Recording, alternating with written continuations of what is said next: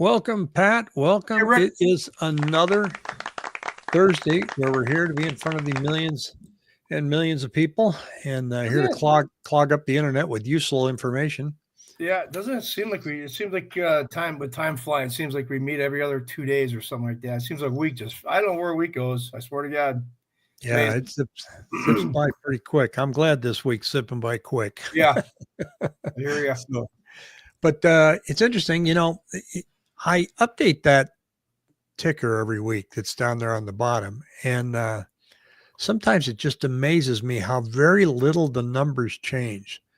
Because, when I go in to update it, it's got active listings at 26,473. That went down by 200. So I just had to go in and change one digit, went down.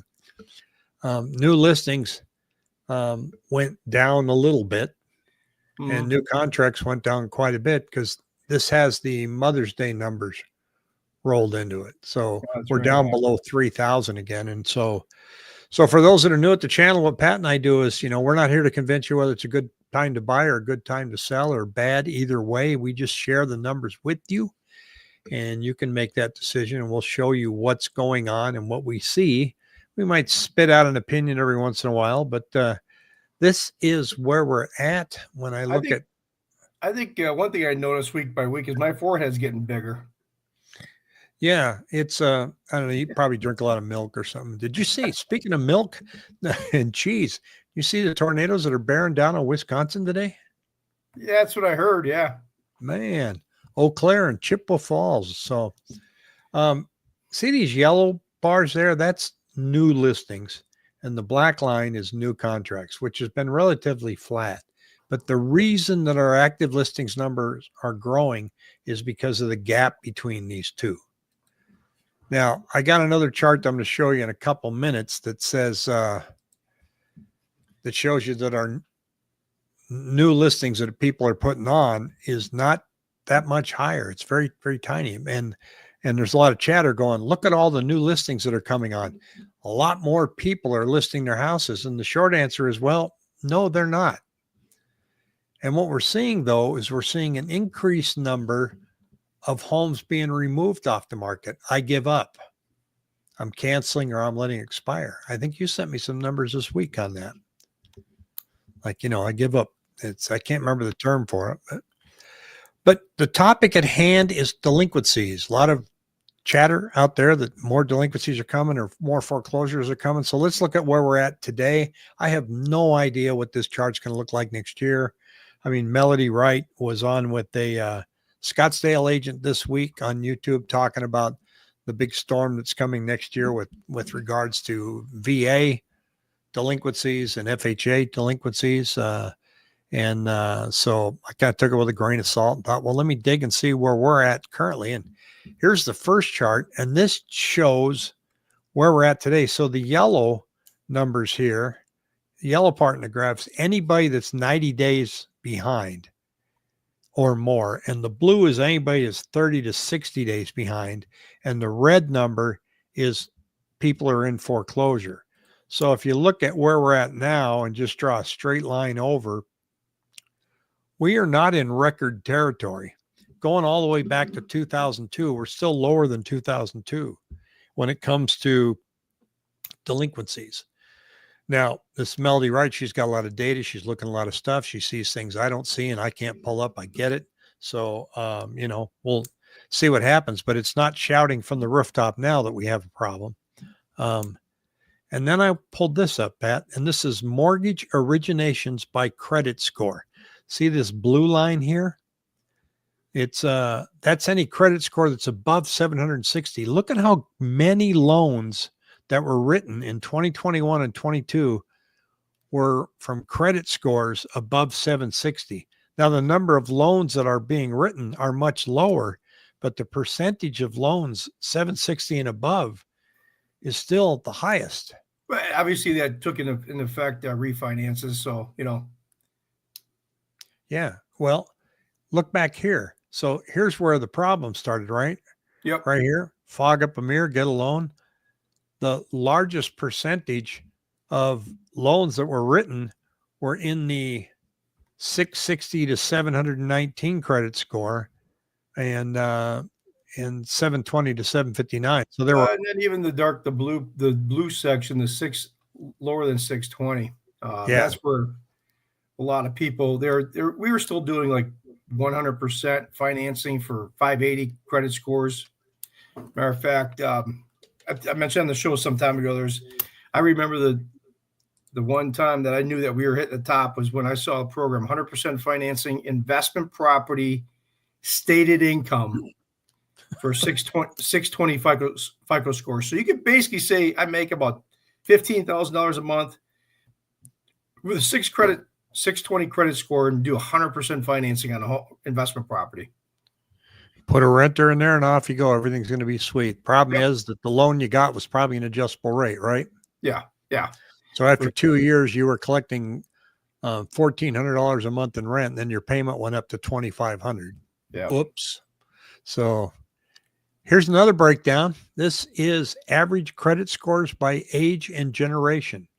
So us baby boomers, not you. Average score 746. Generation X, average score 2024 709. The lowest is 681. Generation Z. That's pretty much standard, standard fare as we look at it. Even as everything moves again, it's probably the younger generation always struggles with lower credit scores as a group.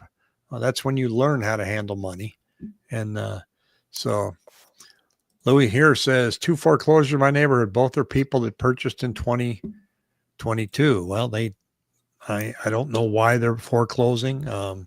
If you bought in September, August, September, October of 22, that was kind of a tough time to be buying because you're right at the tip.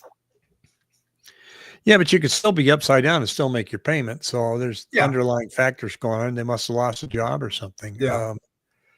But here's one here. It says, here come the HELOCs, mortgages, housing, debt to income ratio, serious delinquencies and foreclosures in Q1 25. Now, that's the headline. When I look at headlines, I go, well, what's it saying? So it's showing here, this is our mortgage balances in the trillions, okay? And then it says that HELOCs are plus 27% in the past 3 years, but yet here's the HELOC balances in billions. So it has gone up, but again, comparing it to years past, there was a lot of this going on in 2007, 2008 here. I mean, everything everybody was buying back then, they were using a home equity loan to buy, to build a pool, to build a barbecue units, to buy toys, travel trailers, fancy trucks, you name it. So that they definitely were not using the HELOCs. They're using them a lot in a much smarter way this go around. Yeah. This is kind of a busy chart here, and it's showing that this is the number of new listings come on. Now they don't track them the way I do. So this is new listings. I subtract cancels and expired. So that's like net new listings. Okay. So this is again from national database here showing that Phoenix this year in April had 10,950 new listings. Last year, 9,303. 2019, 10,801. So they like to prepare numbers, what they call pre-pandemic. So 10,950. So we're a little higher than last year, right? By about 1,600 homes. And then I scroll down, get rid of my magnifying glass, and I look at contracts. This is for April. And so I got a magnifying glass here that's showing that Phoenix has 7,164 contracts this year in April, 6,858 last year, 9,493 2019. So the number of new listings coming out in 19 match what we have this April. But the difference is our sales number is down by 2,300 homes. Yep. That's why active listings are growing, not because more people are slapping their homes on the market. So, Either way, yeah. I mean, I did have a comment this week that says, well, regardless of all how listings are accumulating, they are growing, but they're not growing at huge, dangerous amounts. They're going up. I'll see if I can find it here in just a quick second. They flattened out for a week, and then we got. It should be here. Just a moment. Bear with me. Here it is. They went down a little bit last week, and they came up right to where we started. So I'm still expecting this to either remain flat or come down just seasonally. Mm-hmm. Now, 2022 was a whole different animal, but every other year they kind of tend to go down a little bit. But I could be wrong. So, and it's your fault because interest rates are not. It's an interesting week in news. The CPI came out; it was favorable. The wholesale prices came out today. It was even more favorable. And the market, did they yawn again today, or we finally saw some good results? Yeah, I mean, we saw another. I mean, yesterday we had like today, the bond market made a comeback. I mean, today's again, it obviously came back. Yesterday was kind of a weird day. It was like down 38 basis points in the 5% coupon. And then the news has been pretty much kind of a yawner. For the most part, this market is taking this CPI and these PPI numbers. I mean, the PPI numbers came in today and they were down. I mean, from month over month. Today it came in at they were down 0.5% versus a forecast of up positive 0.2.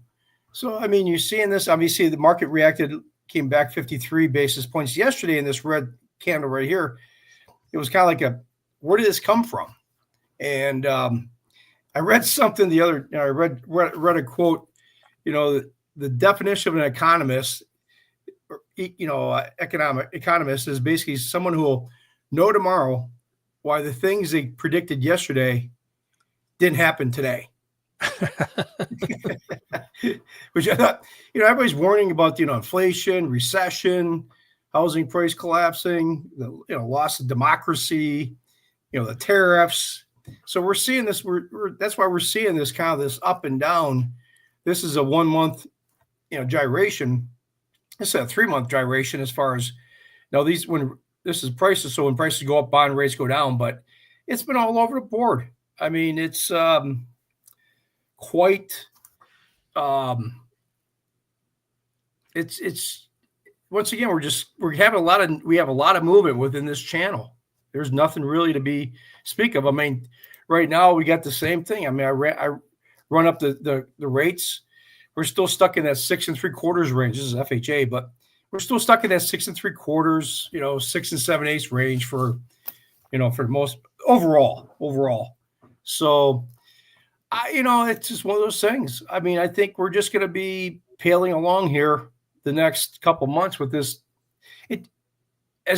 We've talked about, the CPI and the PPI numbers were such a weight on the market the last year or two. Every time the CPI would come out, I mean, when inflation was really being talked about, man, the market was whipsawing. Now that's kind of now there's the new news cycle as far as the tariffs are coming around. So, well, what happened to the spread on the 10-year and the 2-year and the indication that this means there's a pending recession and it's going to be rough? Yeah. That's all we heard last year. Where'd that go?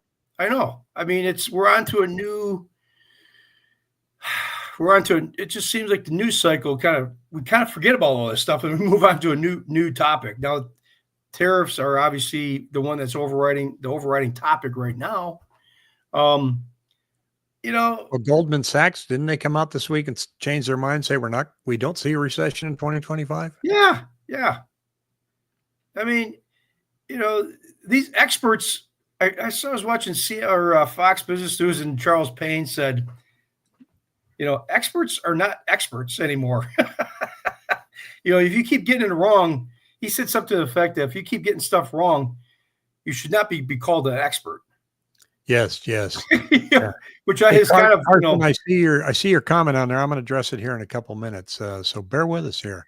But I think, I'm just going to talk in general terms, but I mean, obviously in 22, we had bidding wars, the overpay, the fear of missing out. And then 23, we had kind of the market was obviously Market froze 23 and 24 with rates going up.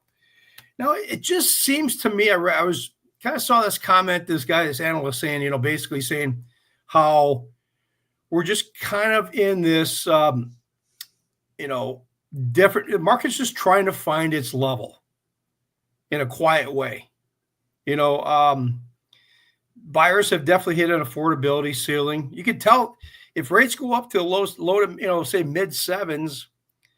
I think behind the scenes, the guys at the Fed, they know if home rates get into the mid sevens or high sevens, eights, it's all bets are off again.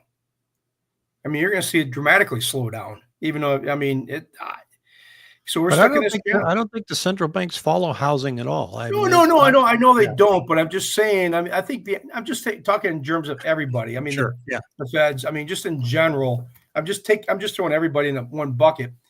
But I think the market's finally responding to this affordability. We're seeing this he was talking about how we're just seeing this correction kind of just slowly roll its way. People are just sitting tight, and we're seeing prices roll off a little bit. Inventory's increasing. Prices have gone down a couple, 2%, 3%, 4%, give or take, on the concessions. So, it's once again, I think it's kind of this, there's a malaise that's been over this market for some time. I was just, Carson's asking us here, Pat. He's saying, if you were to give advice, someone that wanted to buy within 6 months, would you say wait 6 months? As has happened in the last 6 to 8 months, prices are slowly dropping. Depends on what price point you're looking at and what you want. Clearly between now and summer, you will see lower prices. Yeah. You will see, I think the level of contributions probably going to remain about the same. Probably. Right now you've got 60% of homeowners are giving seller contributions. I don't see any of that changing this summer. So if you're in a position where you'd like to wait, I don't see any risk that prices are going to go up. Yeah, I don't either. Sorry to jump in and talk over you, but my 2 cents were, sorry. Okay. I think, Carson, I think this is not a bad time. Once again, we've said this, probably several times, is that this is certainly a better time. You're giving yourself a time to strategize and figure out what you want to do versus, the 2021 where you had to make a decision within 2 hours. Yeah. And when you're making the biggest purchase of your life, you don't want to be rushed in making a decision within 2 or 3 hours. That just sucked. But I think, the next 6 months, you take a look at different areas. Watch, it's kind of like deer hunting. You might have to sit in the woods for 10 hours before that 10-point buck, or you might, deer hunting season's 2 weeks in Wisconsin. You might have to go out every day for 2 weeks, and then the final day of the season, you get that 10-point buck that comes out just before the season ends. So, yeah, we're seeing people dig their heels in, and then every once in a while a house comes up, and you go, "Holy cow!" It's all over the board. David's got a great question here. I think low mortgage rates pulled a lot of buyers forward, and it'll continue to be low sales. Your thoughts? Yeah. I think there's a large component of that, but there's also a pretty large pool now that just really wants to buy, and I don't know when they're going to be in a position to pull the trigger. I ran some numbers of rates and prices coming down, so there's still funny you say that buyers waiting. It's funny because I'm going to try to put some numbers together, and that's funny. It segues right exactly what I was thinking about today. Like a $550,000 purchase, 10% down at today's rate, with MI, your 6.87, your payments about 30. Let's just call it 33.67. But if rates go down to a point lower, that lowers your payment by about $323 a month. Now, let's say on a $550,000 purchase, let's say it rolls off to you get $25,000 off the purchase price, down about 4.5%. At 5.25 and a 5.875 rate, your payment's $29.05. So it's about a $462 a month difference. $450, $475, give or take. If you get $25,000 lower in price and a lower interest rate. So, I guess I don't know what point I'm trying to, was kind of interesting to say, okay, if prices fell and rates fell, where would be affordability? How much would we? Well, it underscores what we talked about a while back that says, what is your target? Yeah. How far off are you from your target? Yeah. Where do things need to be that make you comfortable? In other words, Yeah. what is your payment tolerance? So what's it going to take for you to get to that payment that you're comfortable with? Yep. So, is it just rates, or is it the price, or is it concessions? So you don't have a down payment. I mean, everybody's different. So in the meantime, make sure that you're qualified and that you're ready to go. Yeah. You have to be in a big hurry. I mean, don't hurry up and get pre-qualified today because, next week things are going to be better, but know where you're positioned, get pre-qualified. So a lender says, I can do this. And the lender says, based on my credit and everything, I've got several different programs available to me. Like Home in 5 is coming back now, right? Yeah. It's coming back. That's not a real thriller for me, but I said, that's not really an exciting one for me. So. Yeah, you get down payment assistance, but the rate's lower, but you're kind of locked in for there's a recap period for like 7 years. You have to keep the property. There's some nuances. There's a lot of devil in the details with that program. Yeah, it's 4%, down payment, but a lot of those down payment assistance programs have higher rates. Mm-hmm. Typically, their rates usually 1/2 to 3/4 of a point higher. They have fees. Typically, we have to get seller concessions to pay for certain things. So it's not, you get something, but you give up. There's a lot of stuff behind the scenes that it doesn't make you do cartwheels. But no, that's why I ran those numbers, because I was like, okay, 25,000, something falls off 4.5%, 5% on the purchase price, and rates go down. All right, it's about a $450, $500 a month difference, which is certainly nothing to sneeze at. But at what point do you pull it? If you're looking at buying, you're going to see both happen, and it's tough to time it. And like you said, a point that you said, obviously now is a good time to get with somebody, get pre-qualified. If you got some kind of different income, make sure your income's solid, because what I've been seeing there is the Fannie Mae and Freddie Mac. If you got hourly income, it's called variable income. So you got to make sure that your income is dialed in with what the underwriter sees. So it might take some time. And if you're ready to go, it's going to put you in a much better position. Well, another headline that's out there that I saw today was Warren Buffett's Berkshire Hathaway predicts major housing market change soon. Didn't Warren Buffett sell Berkshire? He's just retiring. No, but there were some articles out. He had sold Warren Buffett's Berkshire Hathaway Shed City stake. Berkshire may have sold bank stocks. These are, I thought they had dumped it as an entity, but anyway, that's neither here nor there. They're basically saying it's kind of a duh, right? In other words, home buyers have faced precarious housing market over the past few years. So they're just going on and stating what we've already seen and what we already know, which is, that this is going to be they're predicting, guess what, Pat? A slow summer. Oh, really? Oh, wow. Knock us down with a feather. And they're predicting that it may pick up slightly at the end of the year, but it all depends on interest rates. Yes. So you could have written that news story. I think they could have called me and I could have given them some really good input on that one. Yeah.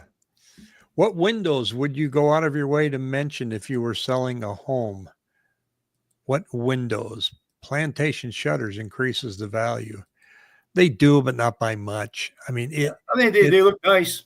They definitely they're not. It's hard to say this one in the house and here's how much more it's worth. Like, okay, if you're coming to our channel for interior decorating ideas, look behind me. Look behind me. I would decorate your house in Wisconsin paraphernalia. So, do you like cheese? Yeah. Interest rates are not going down soon. No, I don't think they are. I don't think they. I'm getting to more and more. We're in this. We're in this market. We've been in it for some time. I always say things go down or up when you least expect it. And, I think there's people are that in terms of refinances, people are in the high sixes, low sevens. If they have a refinance, if you can get into the 5 handle, on a refinance, we might, who knows, we might see it, but right now we're not seeing it. We're just seeing a very, very stubborn mortgage market. Here's our average list price per square foot. And I've been griping about this, that people came in too hot first of the year and it's leveled off. Now it's kind of masked that they're kind of holding their asking price, but they're contributing more towards closing costs. So it's kind of a wash. We're getting closer to the average actual sales price, but take a look at this article. Home sellers are pricing too high and not listening to the market, experts warn. You think? Mm-hmm. So know that that's out there. If you're a seller, people are folding their arms, but price reduction surge as sellers overestimate the market. So it's showing us down 28%. Now that doesn't mean that the actual sales price went down 28%. If people came in way too optimistic this year, and they did last year, and you can see that in the chart, right? So they came in way too optimistic last year and they said, oh, I give up. And then they got optimistic again in the spring and the summer. But, we're still pricing too high. And that number's not going to come down until you get some sense of desperation. Yeah. But price reduction surge as sellers overestimate the market. Nationally, 18% of listings saw price reductions in April. Well, why April? Well, because January you put it out there, it didn't sell. You kind of give it the old college try in February, and by March you're like, roll it back. It didn't sell in March. Oh my God, roll it back in April. So we're higher than Florida. We're higher than Texas. So our wave of optimism going into the first year was way higher than anybody else. Yet the interesting thing is the average sales price in Florida is much lower on a percentage basis than what we're seeing here in Arizona.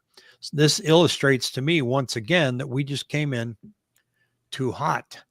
And so Louis says, Pat's house looks like Mars cheese castle. Well, you'd have to go to the kitchen. Here's the average list price per square foot. This is a confusing chart to me, but I'm starting to understand a little bit more. Under contract list price came in here at 321. The closed list price came in here at 303, and the actual sales price came in at 294. This chart, I read it every time. And so if some of you out there get it, some of you realtors, tell me what this means. It still tells the same story. The listing price is still way higher than the closing price. And that's why you're seeing this. That's why you're seeing the price reductions coming in. Now, here we are with expired listings. We just talked about that, saying expired listings are red. They're up 10.7%. The annual change, they're up 41.9%. See how they're just going. This was a holiday, January 1st, but people that tried to sell in January and February and March are now saying, I'm out. That's expired listings. I think if we look at canceled listings, we see the same similar number, right? Mm-hmm. They just, I'm done. I'm out. We have an interesting thing I'm seeing is houses bought 21, 23. They're hitting the market above the purchase price. They just set. This isn't that market.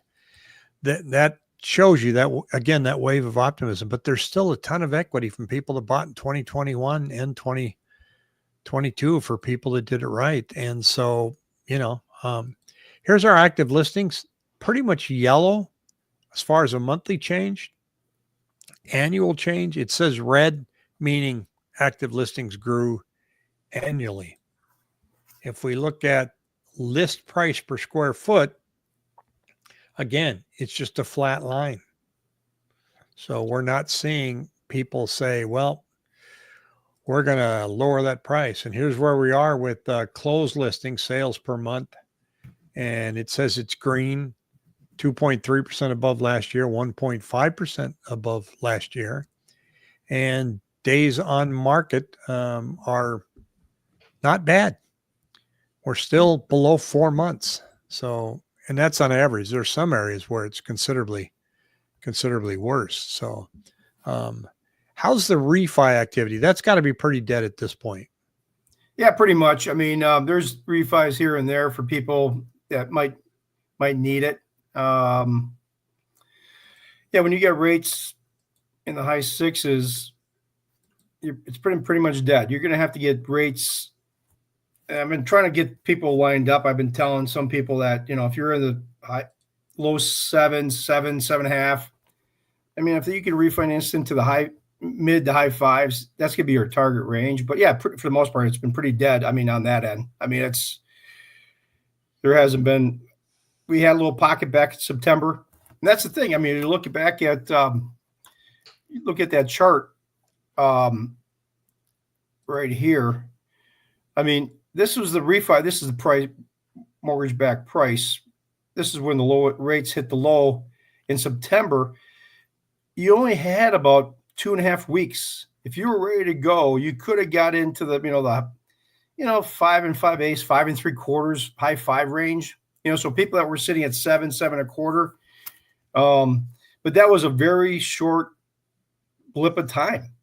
And I think that's going forward within the next 6 to 12 months. I think that's what maybe the market might give us, but people are going to have to be ready to go. Because the problem is we haven't seen any sustained, you look at this chart, you have not seen any sustained run with, just a level of rates where they stay down for a while. It's just been back and forth, and you're not going to see any type of refinance activity. It's going to be very sporadic until we get some type of level where rates if they do, let's say they go down, they stay down in the high fives for a couple months, that'd be great. But we just saw blips of it, and that was it. So, well, you mentioned something there. You said, get ready. And I saw, I was helping this young couple, and I advised them several months ago. I said, do me a favor, get a hold of your lender now, lay out your finances to them, and see where you're at. And if your credit score is high or low, now you've got time to make some adjustments, because that takes about 3 months for that to actually change. And let him suggest, pay this off, do this, and get your credit score up so that you get the best rate. Let him do that. And they went out and they found a house, and they had to go FHA. Why? Well, her credit score was great, but his wasn't. And then they get in there, and guess what? They had FHA, and they had to prepay the insurance. So their amount that they had to finance was higher than what they were anticipating. But again, it was, if you'd have done this 5 months ago and actually sat down with the lender and say, how do I get prepared? You avoid these surprises. Yeah. Know where you're at. So, back to Carson, know where you're at, know exactly where your numbers are. If there's something you need to improve on, find out now, so that if you do want to wait and buy 6 months from now, you're ready. And then you do see an opportunity, like Pat said, that ended up only being a 2-week opportunity, you're okay. Yeah. David says, anyone financing at these rates are in financial trouble and they need the cash. Oh yeah. Yep. Yeah, that's pretty much what we're seeing, is that if they're refinancing, they're trying to get maybe a cash out. They're trying to get, they're just doing cash out or doing a HELOC. That's pretty much. Yeah, Carson, pre-qualified by 4 lenders. Are you a lending broker or just individual lenders? Because, a lender broker like Pat can, you just tell him what you're looking for, and he can shop 30 to 50 lenders instead of, you doing all the legwork. But you don't want to have, it's one thing that, they could do one thing that, if people get their credit pulled, if they do have a hard credit pull, if you go to a bank, you go to 3 or 4 banks and they can pull within 30 days, that's fine. But then you start getting credit inquiries. So, that's the thing, that's the touchy thing. And, like I said, being a broker, that's what I get paid for, is to have the 130 different lenders out there. And I can see, or a broker can see, different pricing from different lenders. And it definitely is very beneficial. No doubt about it. Just spoke to Carson about a half an hour ago. He's got his real estate license, and he says he wants to know when we're going to have our meet and greet. So we're going to, you know what I'm thinking, Pat? And I'm thinking downtown Gilbert, the what the hell's the name? It's right behind Oso. that big building. I'm having a brain dig here. Culinary Dropout. Oh yeah. They've got that nice indoor patio area out there. Maybe we can do a meet and greet there. Yeah. And just little happy hour pop in, and we'll announce that here. I just want to get done with next week, and then go from there. And I'm ready to get out and start doing stuff. So yeah, I imagine. But yeah, Monday's my last day for those that have been following my exploits. My last zap. So looking forward to it. So it's only a 5-minute procedure. All right, see you tomorrow. Okay, back. But I think, now we had all this big news this week, and now we're looking the next week. There's really nothing there, is there? Even no, the big there's news are didn't just move anything. we're just actually looking at the news for next week. We've got pretty much. We do have the MBA refinance index that's coming out. That's going to be a big one. I'm being kind of facetious here. Just nothing, jobless claims coming up. And then what you have next Friday is basically the market's going to close at 2:00 for Memorial Day. So you're going to see probably not a lot of action next week because of Memorial. Then things getting sluggish for Memorial Day week and people leave. So yeah, our sales are going to plummet. I bet we get down to about 2,700, if not worse. For those of you realtors that or even homeowners telling your realtor to hold an open house on Memorial Day, spare them the pain. Yeah. Nobody's here. No kidding. It usually warms up pretty good. Not much, not more of the same next week, actually. So, I mean, there's, I was reading this little blip. It said the headlines are too broad. Your clients need hyper-local data-backed advice, not clickbait. I think that's what I'd say I think we do a pretty decent job with that. Or you do, at least with the data, the local data. Well, you just have to share the numbers. I'm trying to dive in more to the multiple listing serve, the MLS Armless. They've got a treasure trove of data. And so I'm watching some of the courses on there to figure out how I can pull some things in and dig it up myself. The other thing I'm watching closely is the utilization of AI in the next few years is really going to change your business and my business. I mean, you should be able to right now take a purchase contract that you've written and upload it and tell ChatGPT, summarize this for me. Instead of flipping through 9 pages, it'll give you a summary. Oh yeah. This. I wrote a purchase contract using ChatGPT today saying, write a purchase contract with the following terms in it.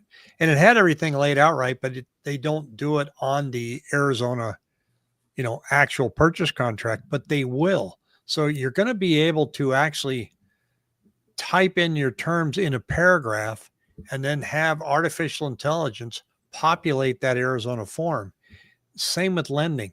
Lending, your systems are going to be talking to each other quite a bit faster, especially when it comes to you and underwriting. And so the process will improve. It'll be quicker. It's not going to replace people, but it's going to speed things up that we're, even that little things like stuff you were asking for from the condo association. Maybe AI can give us a break on that. So no doubt about it. Here's another one here. This is the number of consumers with foreclosures. Pretty low since 2018. This is the, I'm showing here 21-2022. This is the mortgage foreclosure moratorium, right? So nothing going on there. Now we've gone up. So this will get headlines when they get frying pan. So we'll see what happens with that. John Doe's here. He's back. The affidavits of value have been counted and analyzed from Maricopa County. April filings. Median sales price 460, down 3.3 from April, down 5.9 from March. Reading the Cromford data, they were saying that one of the things that really drives our median sales price is as we get out of the season and the stock market went down, and so the high end really slowed down, and that affects the median more than the average. But can't dispute the fact that it's down, but down 5.9 from March. Now, if that continues over and over again, then it's going to be pretty rough. But We'll have to see what May looks like. Yeah. And the stock market has recovered. So, but the closer you get to summer, the more that upper end drops off, the more that affects the median sales price. And we see it in the charts year after year. Let's see if I can pull it up. Let's see, median sales price. Here we are, median sales price. That's not really going to show me what I want. The quarterly median sales price, annual, monthly. That's kind of a dirty chart, huh? Mm-hmm. Kind of hard to read. Annual. So anyway, it's not really showing my point, but it's it has gone down. So you just have to watch it. Yeah. It's not exactly the canary in the coal mine now, but look, I mean, we said it was going to be slow in the spring, and we said that sales were really going to drop off because there was no catalyst for buyers to get back into the market. And that's what we're seeing. There is no catalyst for buyers to get back in the market. So now we got to wait and see how long this continues. Net domestic migration down 2,000 greater Phoenix area. American citizens are leaving Arizona. Could be, there was a lot of Californians that went to Texas, and then they found out they didn't like Texas and they went somewhere else. They didn't necessarily go back to California, but we could have a net domestic migration down about 2,000. I don't know if it's enough to move the market. Somebody's got to be filling these apartments up. Yeah. There's a lot of them out there. Hi, Bebop. John, where are you pulling this data? I want to check it out. The thing about those data points about population and all that stuff is that's all good, and it's good in your research, but merge it with other things that you're seeing in the market simply with supply and demand. Did this number move this number over here? And consistently, where are we going? And what we're seeing in the Cromford Market Index is that it's pointing down, which is a leading indicator, which means from now, and through summer that we don't expect anything to go up, that there'll be pricing pressure on the downside yet again. So we'll see what happens. John here saying he gets it Census Bureau for migration data. And census data is probably lagging a bit too, John, isn't it? Because they don't have last month or the last quarter how many people moved. That's usually maybe last year. I'm not sure. David said he's seeing the same. So I want to get out of here in the summer, but I probably won't this year. Yeah, no kidding. See what happens. So next week we'll see what's going on. And the news is we may not have a show next week, and if we do decide to have a little happy hour pop up, we'll let everybody know. Yep. Matter of fact, I was just looking, just a final note. I mean, like you said, I was talking the CPI, the PPI numbers have been the numbers have been quietly coming in on the downside, but the market just hasn't been really reacting that, neurotic. I mean, we even had the Powell came out yesterday and spoke, and, he said it would be higher for longer probably, but once again, the same old stuff. So, well, I made a comment earlier in the week that said, they could announce that the Treasury Department burned to the ground and the bond market would just yawn. Yeah, that's it's this whole market. So just, it gives people time to think and decide what they want to do, and maybe pay off some stuff or get maybe in a little bit better position to buy something, but who knows?